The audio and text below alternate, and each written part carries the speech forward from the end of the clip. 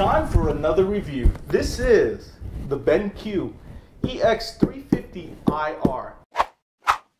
Right before we get into it, I just want to say quick shout out to BENQ for letting me borrow this monitor for a couple weeks so I can review it.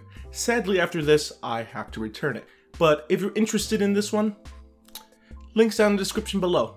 Anyway, let's get started. Inside the box, you get plenty of things. This enormous monster of a monitor and every cable you would ever need for this monitor. A backplate, an HDMI cable, AC adapter, DisplayPort to mini DisplayPort, and a USB Type-C cable. More on the port selection later. It looks massive in comparison to my daily monitor, and that one's 27 inches.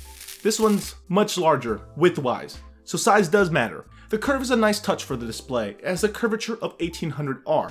In human talk, that's curvy. It has a 21:9 aspect ratio with the resolution of 3440 by 1440 display, a auto adjust brightness feature, 100% sRGB, AMD Freesync, 4 milliseconds response time, and 100 Hz refresh rate.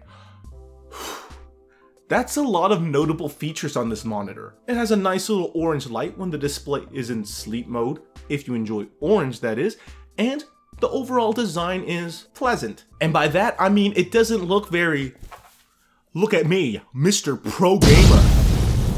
And it doesn't have the super boxy design of some other monitors. Instead, it looks like a modern monitor with thin bezels. Not the thinnest bezels, but thin. The build around and behind the display is smooth plastic, but the base, gunmetal chrome pointy stab stand, looks good. The monitor itself can be angled up and down and height adjusted up and down. The little nub on the front is the ambient light sensor. This monitor has every pro and con of ultrawide monitors, so I won't go too much into that. The back, if you manage to lift this 21-pound monster, has a hole to route your cables through. The port selection is pretty good. USB Type-C, 2 HDMI, 2 USB 3.1 ports, an audio jack, DisplayPort, and an AC power port. So using the monitor is fun. I mean, it's an ultra-wide. I managed to fit so many things on the screen and see everything in full detail. The sad part is I managed to procrastinate even more despite having so much more screen real estate to do work.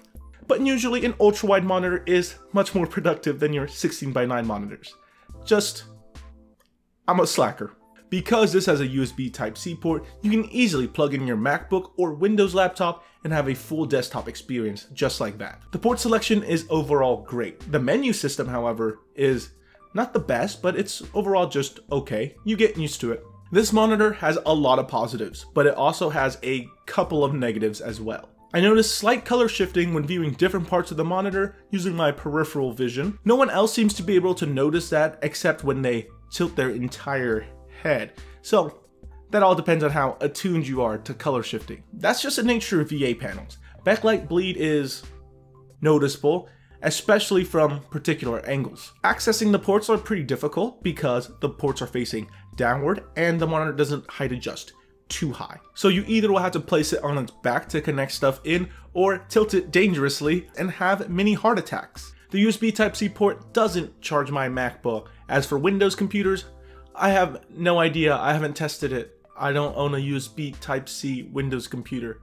so your mileage may vary. Those are its few flaws. I'm almost nitpicking at this point. So, what do I think about this $900 ultra-wide monitor? It's priced well compared to its competitors. Sure, it doesn't beat its competitors in every single spec. I mean, there are ultra-wide monitors with 144 Hz refresh rate. However, this monitor provides a lot of different features that would appeal to many different types of people. This monitor has pretty much every single port you need for a modern computer, laptop, or desktop. So I honestly think this is the most versatile ultra-wide monitor in its price range. The design on this BENQ monitor is overall modern and nice looking. Considering how many features they packed into this thing, I completely believe this is worth its money.